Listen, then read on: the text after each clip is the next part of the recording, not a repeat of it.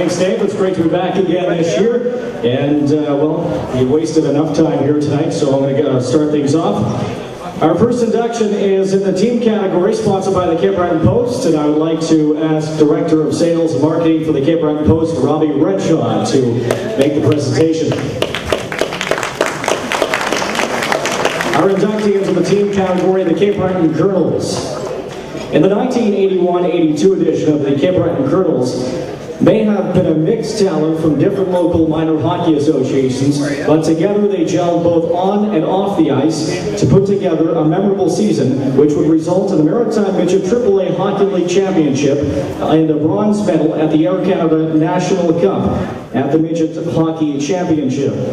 The Colonels finished second in the regular season standings that year behind the Dartmouth Forbes Chevys. Both teams met in the league final, with the winner to advance to the Air Canada Cup being held in Victoria, BC. Cape Breton upset Dartmouth in their best-of-5 series 3-1, winning the final game in the Chevy's own barn. The Colonels were led offensively that season by forward Fabian Joseph, who set records for goals, who had 53 and points 97 in a season. In goal, Phil David set a record with 4 shutouts in the season, a mark that was equaled by Trent Kvecki of Dartmouth a decade later. Their 1982 league championship victory was the first for the Colonels, who wouldn't win the title again until 1991. The Colonels under head coach and former NHLer Paul Jigger Andrea, assistant coach Jackie McKeegan Sr., and supported by manager Rob McCarron and equipment manager Teddy Guthrow, faced stiff competition at the National Midget Tournament.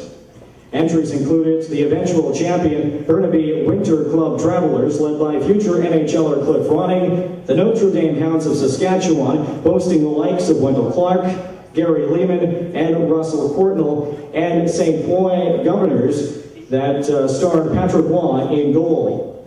The Colonels eventually played in the bronze medal game against South Ottawa Warriors. Both teams battled to double overtime, and because the championship game between Burnaby and St. Foy was being televised, the Cape Breton South Ottawa tilt ended in a draw. As a result, both teams were awarded the bronze medal.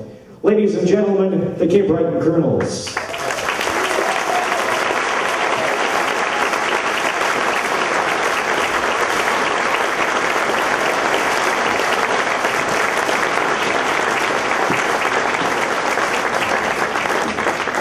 The team can come up as well, guys. Especially if Donnie's here. And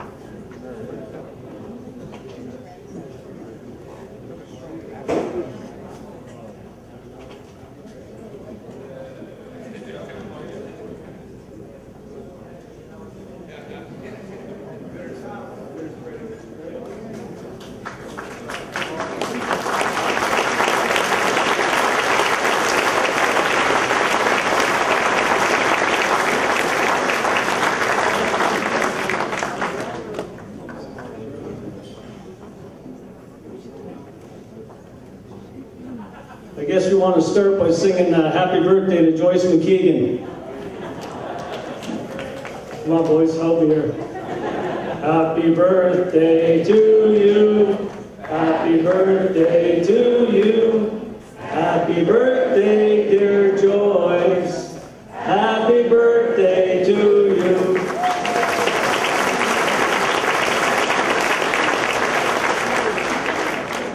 I guess as a team captain, I get to speak on behalf of the players and coaches and management, but first of all, I'd like to welcome a special guest here. Came down from Antigonish today. He's dear to our hearts, and he's a great family friend and a great supporter of ours.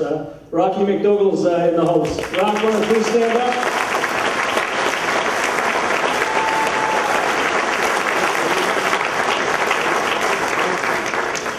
I'd also like to congratulate the other inductees tonight: Nash Batten, John Ramsey, Lauren Jennings, Jim Rico McCachran. I was a bat boy for the Sooners when the old Stoner days in the 70s, and I remember going up to St. Peter's, and if they won, you got to stop at the Campbell's restaurant on this side of the causeway, and Rico will buy you a clam platter, but if you lost, you're coming straight home. I also played for Rico with the White Sox, and I remember Susan, his wife. I used to get to know her quite well because I was on the bench. I wasn't much of a ball player, but there used to be all the sayings: BB, base on balls, and ERA, earned run average, and next to my name was DNP. I said, "What's that DNP for next to my name?" She said, "Did not play." I'd also like to congratulate Eric McRae. He's going to get my brother Alan's award tonight. And all I can say that the Alley Cat will be pretty happy with the way the Red Wings are playing right now.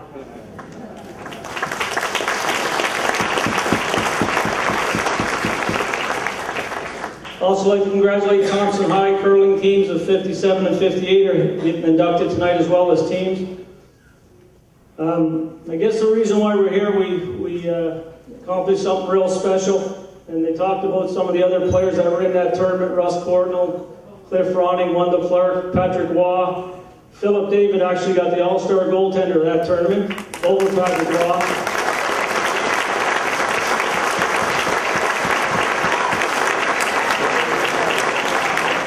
We have a couple other pretty good players too. There's one guy, if you look in the OHL record book, this guy leads the all-time OHL record book in goals per game with 6. Young Jack McKeegan.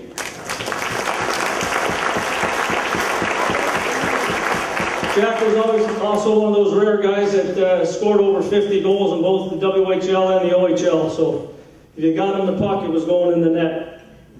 Also, John Mark McKenzie scored 49 for Sault Ste. Marie one year. He actually had a penalty shot to get his 50th, but he missed on that one. I have a young fellow playing now, 10 years old. He's in Halifax, and they won their semifinal game tonight, and they're playing tomorrow for the gold medal game. And a lot of times we talk to the kids about life skills, and we talk in banquets, we talk about life skills and what sport's supposed to teach you. And I think if you look at a team that use sport to develop life skills, you'd be right here on the stage with this Cape Breton Colonels team.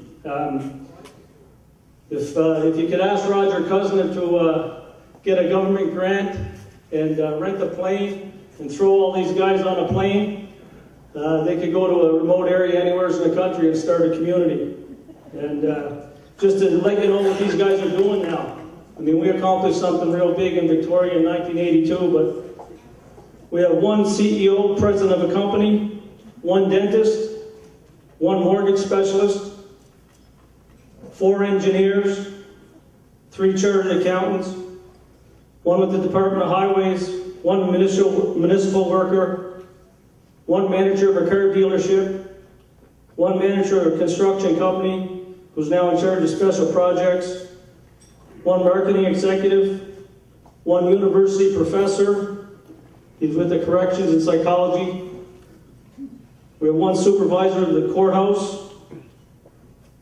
And the way I look at it, if you're going to go to a community and start new, you better have a rink and a sports shop. So I'm going to run the hockey team, and Donnie Leslie's going to run the sports shop.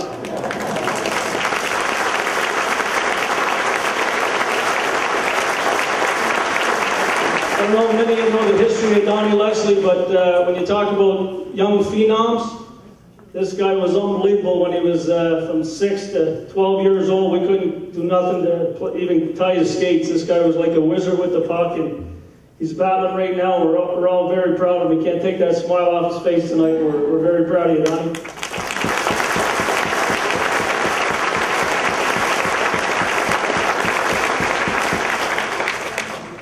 Second to last, I'd like to all our families to please stand up. You don't go through playing minor hockey without sacrificing a lot. If all our families that are here tonight, and wives and spouses, if they could please stand up. Mothers, fathers, brothers, sisters, please stand.